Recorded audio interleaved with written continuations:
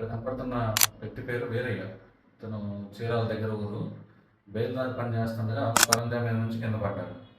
తర్వాత దగ్గరున్న హాస్పిటల్లో ఎముకంతా బాగా ముక్కలుగా విరిగితే ఆపరేషన్ చేయించుకొని లోపల ప్లేట్ రాడ్ లాగా వేయించుకున్నాడండి. తర్వాత 3-4 నెలలకి అది బాగా చీము కారటం, ఇన్ఫెక్షన్ అయిపోయి నడవలేకపోవడం, నొప్పి రావడం ఇవన్నీ జరిగినాయి. మమ్మల్ని కలవడం జరిగింది. ఇన్ఫెక్షన్ అంతా క్లియర్ చేసి లోపల రాడ్ అంతా తీసేసి మళ్ళీ రింగుల ఆపరేషన్లా చేశాము. ఈ ఆపరేషన్ చేసిన నెలలోపే ఇతని ఈ రింగుల మీద నడవడం మొదలు పెట్టేస్తాము. తర్వాత కానీ ఎముకంతా ఇన్ఫెక్షన్ తగ్గిపోయి గట్టి పట్టడం మొదలైంది. ఒక 6 నెలల్లో ఎముకంతా ఒరిజినల్ ఎముకంతా గట్టిపడిపోయింది. అన్ని పనులు చేసుకోగలుగుతున్నాడు, సొంతంగా నడవగలుగుతున్నాడు, మెట్లెక్కగలుగుతున్నాడు, దిగ్గలుగుతున్నాడు.